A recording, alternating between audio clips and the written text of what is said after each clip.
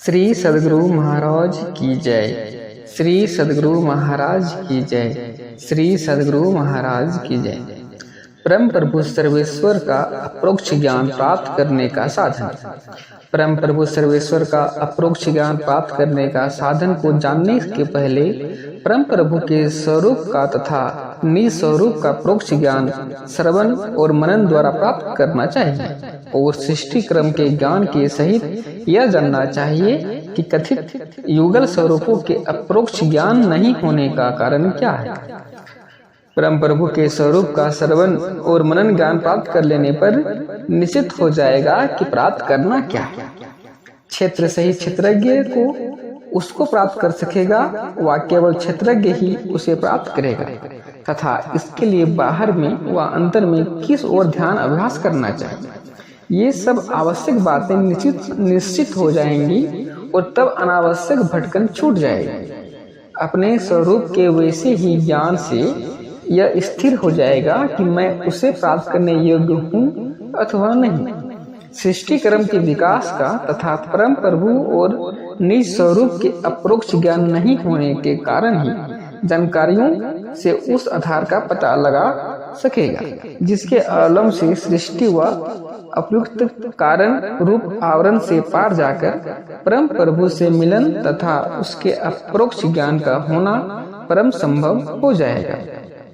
इसके लिए उपनिषदों को व भारतीय संत वाणियों को ढूंढा जाए व इसे तर्क बुद्धि से निश्चय किया जाए तो स्थिर यह होगा कि परम प्रभु सर्वेश्वर का स्वरूप अव्यक्त, इंद्रियातीत, आदि अंत रहित, अज, अविनाशी, देश कालातीत, सर्वगत तथा सर्वपर है और जैसे घटाकाश, महदाकाश और अंश है उसी तरह निज स्वरूप भी परम प्रभु सर्वेश्वर का अंश है।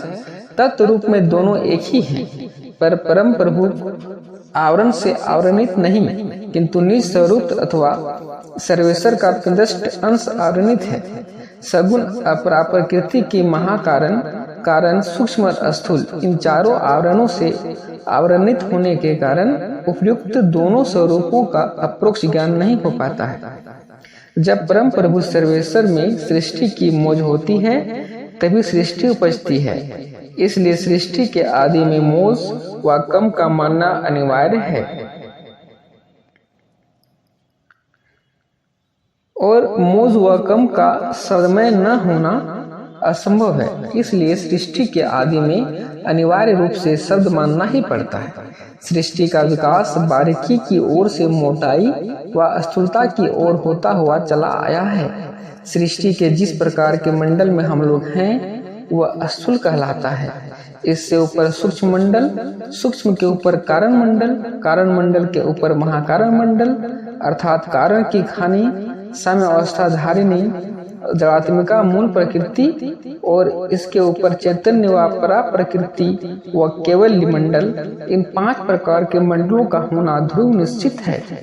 अतएव स्थूल मंडल के सहित सृष्टि के 5 मंडल स्पष्ट रूप से जानने में आते हैं। केवल्य मंडल निर्मल चैतन्य है और बचे हुए 4 मंडल चैतन्य सहित जड़ मंडल हैं। प्रत्येक मंडल बनने के लिए प्रथम प्रत्येक का केंद्र अवश्य स्थापित हुआ। केंद्र से मंडल बनने की धार जारी होने पर ही मंडल की सृष्टि हुई। धार जारी होने में धार का सहचर शब्द अवश्य हुआ। अतएव कथित केंद्रों के केंद्र शब्द अनिवार्य रूप से मानने पड़ते हैं। शब्द में अपने उद्गम स्थान पर आकर्षण करने का स्वभाव प्रत्यक्ष ही है। इन बातों को जानने पर यह सहज ही सिद्ध हो जाता है कि सृष्टि का विकास शब्द से होता हुआ चला आया है और इसलिए सृष्टि के सब आवरणों से पार जाने का अत्यंत युक्ति युक्त आधार वर्णित शब्दों से विशेष कुछ नहीं है। ये कथित केंद्रीय शब्द वर्णात्मक हो नहीं सकते, ये ध्वन्यात्मक हैं। नादानुसंधान या सूरज शब्द योग इन्हीं नादों व ध्वनिनात्मक शब्दों का होता है और उल्लिखित शब्द के आकर्षण के कारण सूरज शब्द योग का फल अत्यंत ऊर्ध्व गति तक पहुंचना निश्चित और युक्ति युक्त है।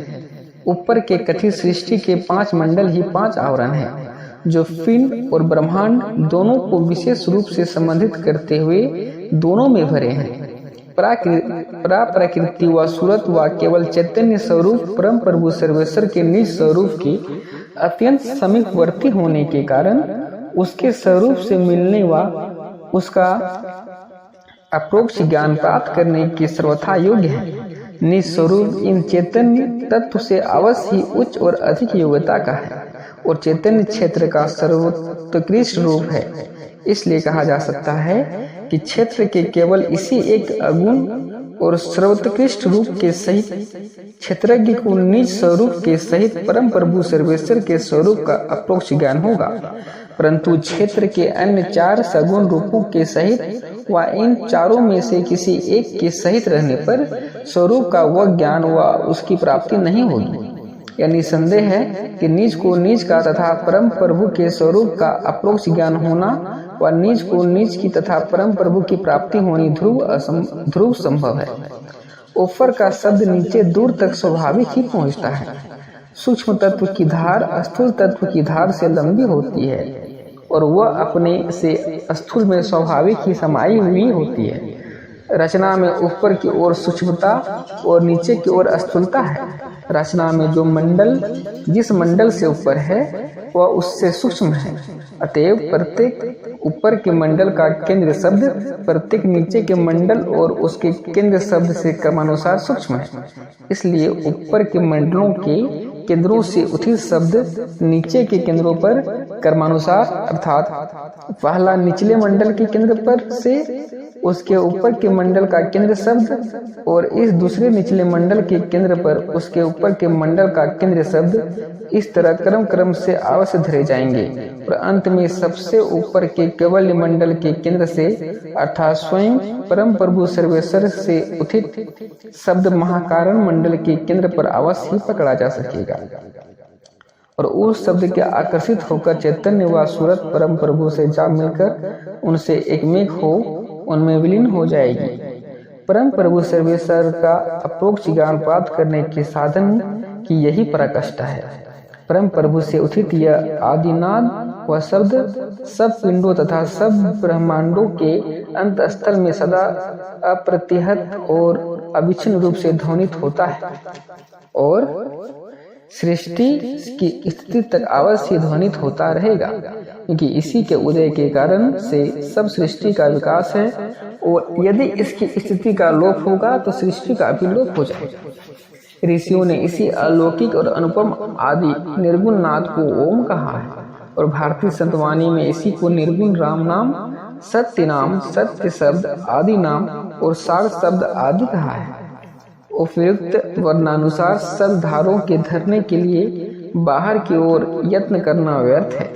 यह तो गुरु आश्रित होकर अंतर ही अंतर यत्न और अभ्यास करने से होगा। अपने अंतर में ध्यानाभ्यास से अपने को व अपनी सूरत व अपनी चेतन व्यक्ति को विशेष से विशेष अंतर्मुखी बनाना संभव है। प्रथम भी सूक्ष्म ध्यानाभ्यास सहानुकूल नहीं होने के कारण असाध्य है। इसलिए प्रथम मानस जप द्वारा मन को कुछ समेट में ला, फिर स्थूल मूर्ति का मानस ध्यान अभ्यास कर अपने को सूक्ष्म ध्यान अभ्यास करने के योग्य बना। दृष्टि योग से एक विद्युता प्राप्त करने का सूक्ष्म ध्यान अभ्यास करके नदानुसंधान व सूरत शब्द योग अभ्यास कर नीचे से ऊपर तक सारे आवरणों से पार अंत तक पहुंचना परम संभव है।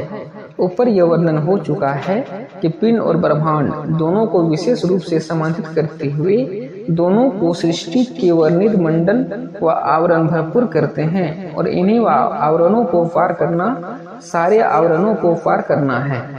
कथित विशेष संबंध इनमें यह है कि पिंड के जिस मंडल में जो रहेगा बाहर के व ब्रह्मांड के उसी आवरण में वो रहेगा और पिंड के जिस आवरण को वह सब आवरण को जो पार करेगा ब्रह्मांड के उस आवरण को वह सब आवरण को पार वो कर जाएगा। अर्थात जो पिंड को पार कर गया वो ब्रह्मांड को भी पार कर गया। इसमें कुछ भी संशय नहीं है। परम योग, परम ज्ञान और परम भक्ति का गंभीरतम रहस्य और अंतिम फल प्राप्त करने का समास साधन समास रूप में कहा जा चुका है। श्री सद्गुरु महाराज की जय।